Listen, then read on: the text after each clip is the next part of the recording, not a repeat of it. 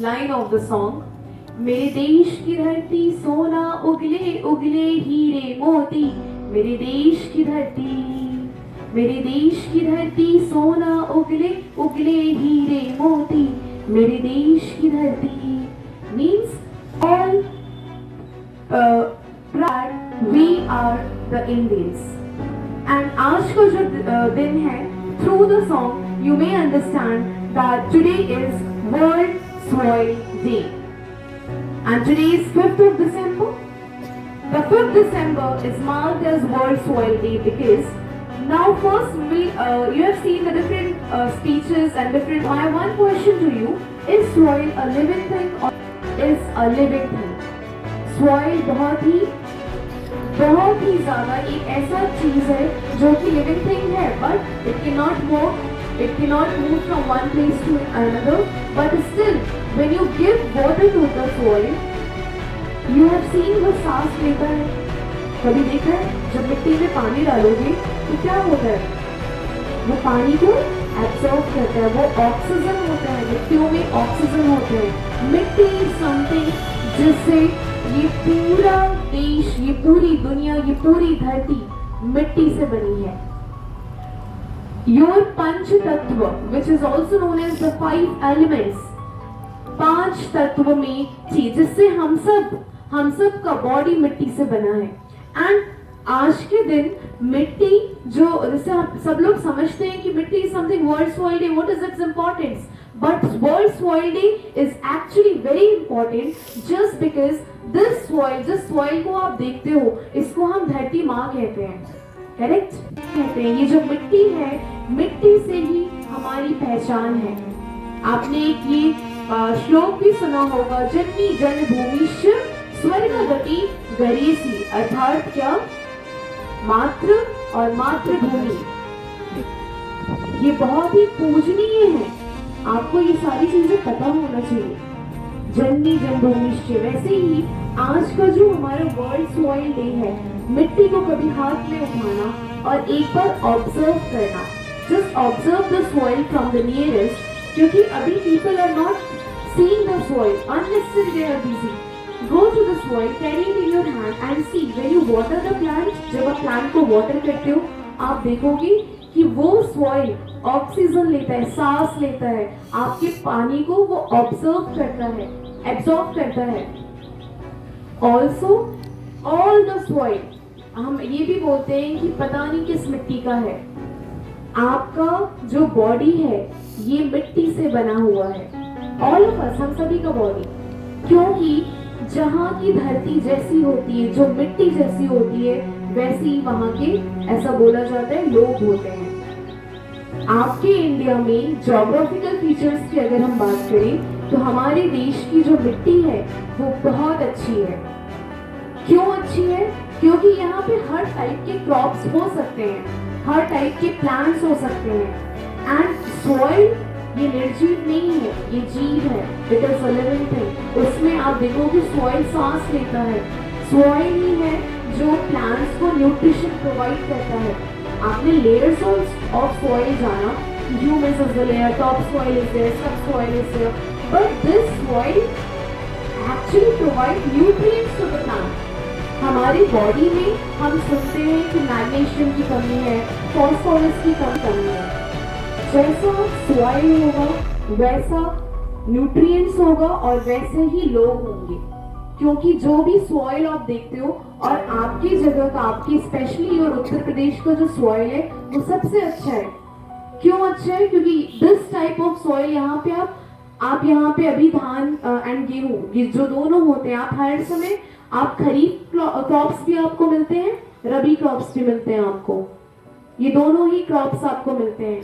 और बहुत सारे आपके इंडिया में ही स्टेट्स ऐसे हैं जहाँ पे या तो एक्सट्रीम लेवल की ठंडी है या फिर एक्सट्रीम लेवल की गर्मी है. मतलब वहां पे कोई एक टाइप का ही क्रॉप हो सकता है, लेकिन योर स्टेट, आपका जो स्टेट है, यहाँ पे आप अलग अलग टाइप्स के क्रॉप्स को कर सकते हो.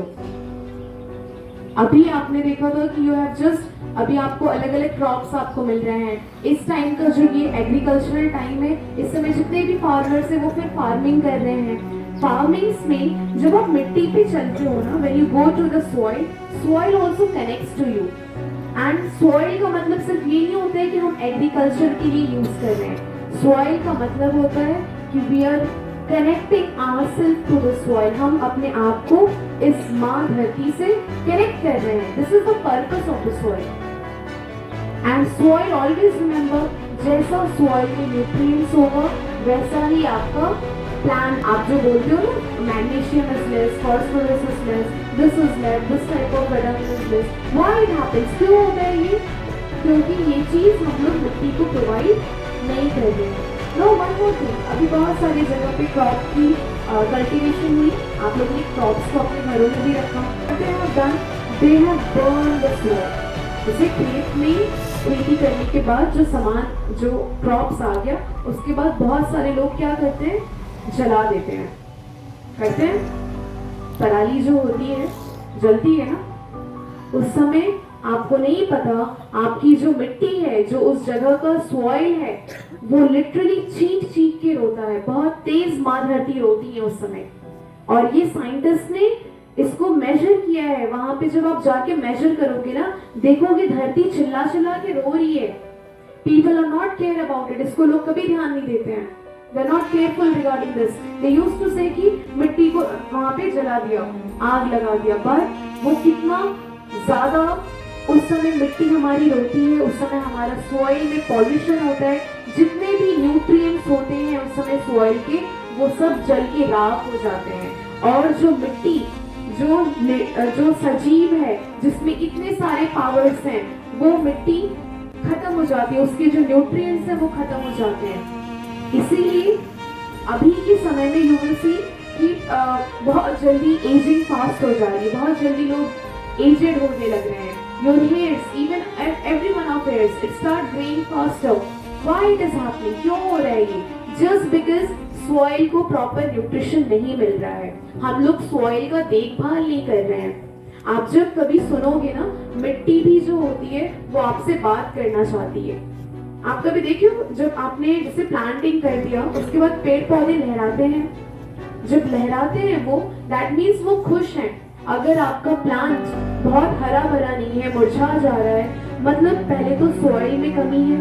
सॉइल की न्यूट्रिएंट नरिश करना है.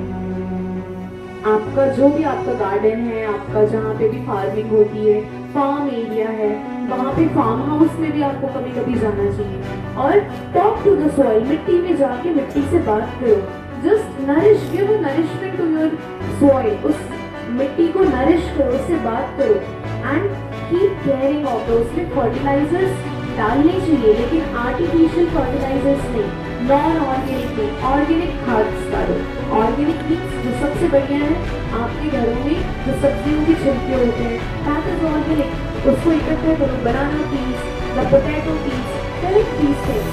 एंड फिर जाके उस मिट्टी में टेक द खुरपी एंड जस्ट पुट इट. उस मिट्टी में जाके उसको डालो, उसको खाद दो, उसको पानी दो, उसको नरिश करो.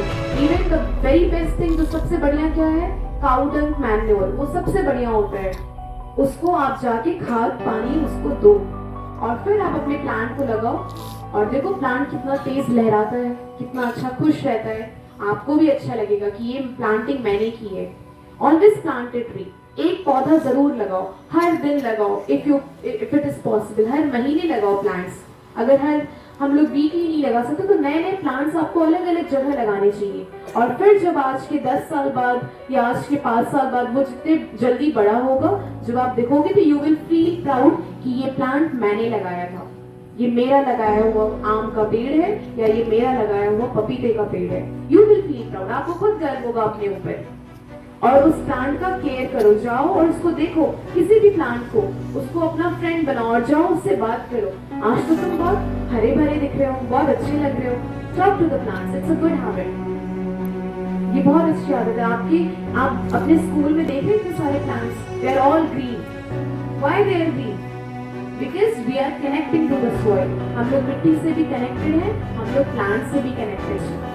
Put the fire in your farmhouse, in your farms, in your fields. कभी भी मत लगाइए. क्यों? मिट्टी बहुत तेज, उस समय सॉइल क्या करता है, ग्रो होता है। Even junior partial rights also, आप भी घर जाओगे आज पेरेंट्स को बताना कि मिट्टी में कभी भी खेतों में आग मत लगाइए, क्योंकि वो पॉल्यूशन तो होगा ही, पॉल्यूशन इज हैपनिंग, लेकिन उस समय हमारी जो सॉइल है उसमें बहुत सारे न्यूट्रिशंस बर्न आउट हो जाते हैं, वो खत्म हो जाते हैं, जल के राख हो जाते हैं। और फिर आप बोलते हो आर्टिफिशियल खाद डाल के सॉइल में तो न्यूट्रिएंट नहीं है। आजकल मिट्टी खराब हो रही है, क्यों खराब हो रही है? कौन कर रहा है खराब? हम कर रहे हैं खराब। मिट्टी को खराब कौन कर रहा है? हम लोग कर रहे हैं। आप जो चिप्स, कुरकुरे, चॉकलेट्स खा के हेयर ड्रायर फेंक देते हो, वो कहाँ जा रहा है? मिट्टी में जा रहा है, मिट्टी खराब हो रही है। ऑलवेज आप एक बार ये ट्राई करना, it will take 20 to 25 days, 2 जगह लेना, ठीक है? एक गड्ढा करना और दूसरा गड्ढा करना, 2 डिगिंग करेंगे सब लोग, ठीक है?